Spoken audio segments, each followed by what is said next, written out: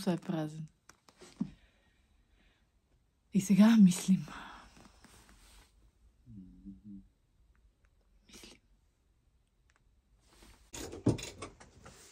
О, май го измислихме. Измислихме ли? Помощник си имаме. И сега ще го разчертаем с Тиксо. Преди малко съзнах колко много работа има по това нещо. Най-вероятно това е въздуховодите на самолетите. Демек дишаме въздух с гняз. Най-вероятно след години точно това се случва, защото това е един път затворено, всичко са нитова. Положението изглежда все по-зле. Тук се получи добре, защото тук ще е стената. Това са точно на това. И този модул се го разрязах и се на две и се запазиха лампите в спалното помещение. Да. Климатик някой ако си търси. Не става вече. Не става ли?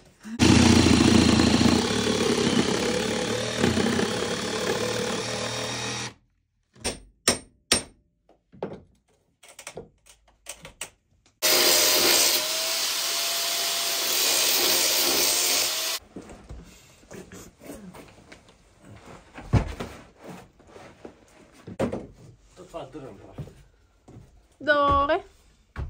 Не е страшно.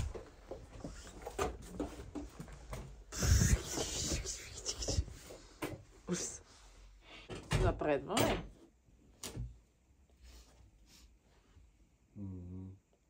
Вече ще гледам по различен начин на автобусите. Със сигурност.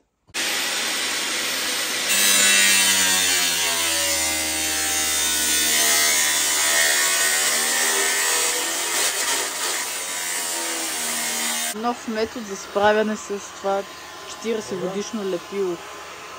Разговарям с хората в YouTube. Защото е много тегаво отлепването. Аз не знам какво лепило си използвали, но още държи. Което е скандално. За пореден път променяме концепцията. Защото имаме конструктивни изненади по автобуса. Но ще го измислим. Даже го измислим. И това махнахме днес. Ох! И се изморихме май вече.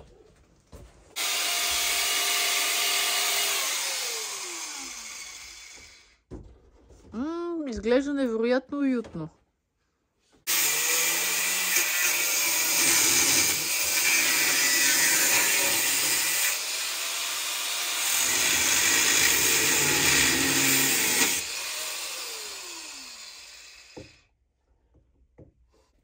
Бавно, но славно. Сваляме нивото. Положението е леко. Отчаиващо. Ако човек е със слаба психика, като моята, например. Но нямаме друг избор. Айде разказвай. Какво да разказвам? Ами какво да разказваш? Тук има още работа. Ще трябва да... работа му фърлям и ти нищо ни снимаш, ни разказваш. Аз после нямаме съдържание за влоговете. Що нямаме съдържание за влоговете? Защото не снимаме. Ето тук минута и 15 вече стават. Да, минути 15 скандал. Дънка, бе. Точно така. Да. Еми то това съпътства работата ни. Трябва да направим шибания пот. Това е. И по този шибан пот има много шибана работа. Шибанярска мръсна гадна. Това е прекрасно съдържание за влог в YouTube. Абсолютно. И се проветряваме с един вентилатор, защото тук става димна завеса от заваряване, рязане и други шибани работи. Нека да продължим. Моята идея за този невероятен нужник е да бъде превърнат в гардероб. И сега трябва да малко да се смисля трагедия. Как аджеба това да стане на един хубав гардероб, в който да се събира достатъчно багаж. Майко, колко е мръсно. И това ще може да е като обущарник. Де да знам.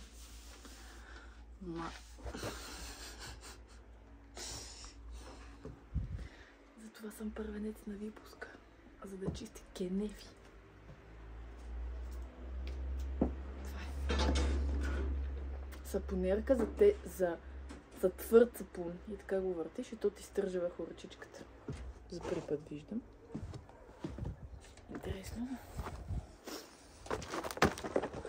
Тук се кроят. Шеф и кройка, как сме?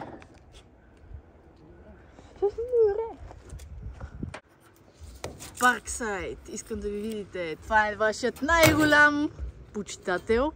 Има всичко на Парксайд. Вижте, вижте. И това ли те? И чорапи. И чорапи на Парксайд. И това... Шлайфа на батерия днеска малко ме... Разочарова? Глушлайф на батерия? Аха. Глушлайф е... Аспациркуляр. Как му беше името, бе? Флекс? Сега ще го използвам. Ето имам шлем. Шлем на Парксайд. Вижте, вижте. Може да ни станете спонсори, ако искате. Точка една. Кой, бе? Кой те знае тебе? Парксайд. Инфлуенсърка без съдържание. Абсолютно. Парксайд. Там с някакъв един вюрт, ама... Парксайд. Това е от черната серия, ли? Айде. Парксайд. Продължаваме с стягачки Парксайд. Мултицет и поялник Парксайд. Търкаме хапито. Блак. Това е раза.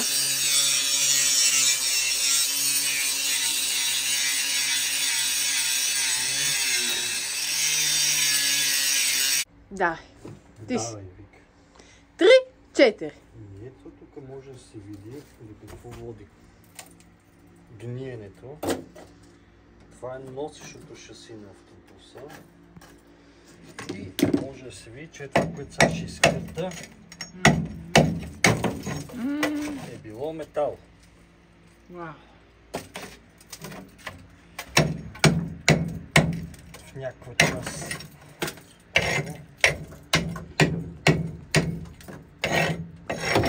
Метал, кал. Сега го почистваме.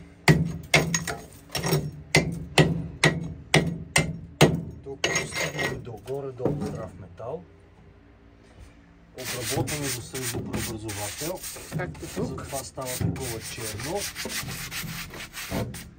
Ти тук си го направил всичко точно. Да. И това, което правя е, въпреки че няма да го караме, спирам този процес, доколкото е възможно. По-скоро го забавям, като премахвам излишната кал, която задържа влага. И обработвам само с съждопреобразовател. Няма съждопреобразовател, само обработвам. След което слагам силикон по границите на гредата и като лепна отгоре ламарината, която я заварявам за здравите части, го правя херметично затворено. Уж. Но би трябвало да е херметично затворено. И вече влага не може да влезе тук. Затваря се. Върху това ще дойде фибран. И всъщност след тук се вижда, това е нивото, на което ще легне ПДЧ-то. Това е конструкция, която в момента изграждам. И навсякъде става равно. И след като направят тази част тук, тръгваш към банята. Вече изглежда малко по-различно, защото преди да се отреже горната част на шасито. А ти тук тия работи си ги премостил ли, бе? Не, тук не е имало такива работи. Вече продължава по друг сценарий. Тук трябва да ги премоствам предварително. Покривът капе. Нов ден, нов проблем. И тръгнах да разглобявам, демонтирам тези гнусни седалки и се оказа, че отзад всичко е загнило. По крепежите. Майко, усещаш ли го в очите си? Праха. Много се впечатляваш. Аз съм нежно същество. Човек да не си играе. Има си флек.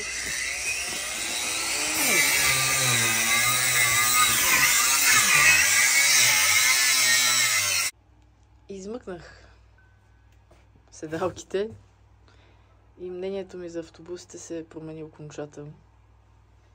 Вече съм имала някакво особено мнение за автобусите, ама това е отвратително, гнусно и мръсно. В смисъл, до онзи ден са возили хора. Блякс!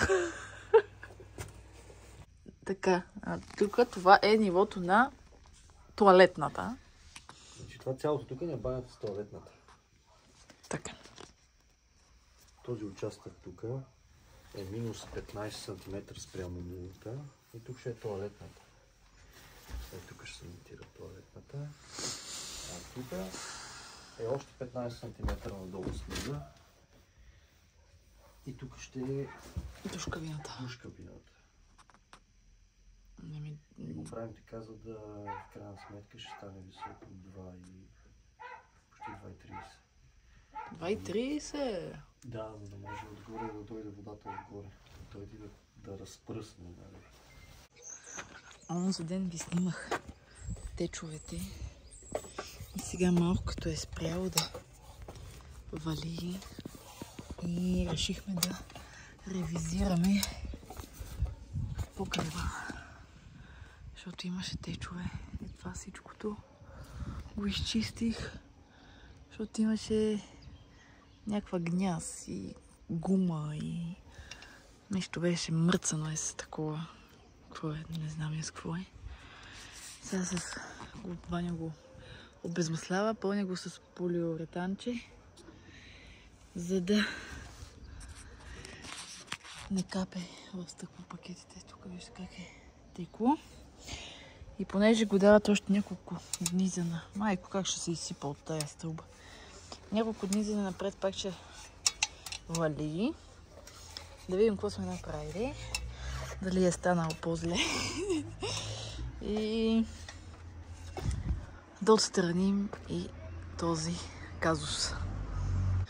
В момента Ваню готви единствената манджа, която се готви. Масло. И ще трябва да обработим тези дъски, които ще са за довар, ограда и това е. Почва да се пръжи. Картоф. Не чувам. Не се чува през тази дупка. Въпреки, че сме на една бургия разстояние. Това за ловене. Да. Дупчим за интернет. Да, купихме си антени, които пращат на 10 км. Сигнал. А на нас ни трябват 60 метри, няма. Обаче, може да си пратим до колоните. ако не искаме кабела да става на гръмоотвод, ще би чубежично. Yes.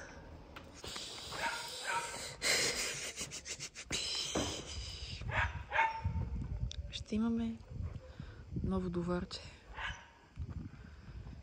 И надявам се в един момент един хубав двор. Мога да повярвам, но имаме довар. Бетонната излят Там майстора все още оправя нивата, че няма вяра на друг освен на себе си. Така е показала историята, че винаги е прав той. И нищо да се отмята работа, защото много мъчно върви вътре в автобуса с това ниво на пода. Здравейте! Да ви снимам малко и от други процеси, освен процеса по изтърбушване на автобуса. Втори ден пазаруваме. Здравето минава много бързо. Прес, да знаете. Не си правете дори планове. Купихме бойлер, шатра, плочки, компресор. Всичко си напазарувахме. Много хубав ден. Направо казвам ви, много съм доволна.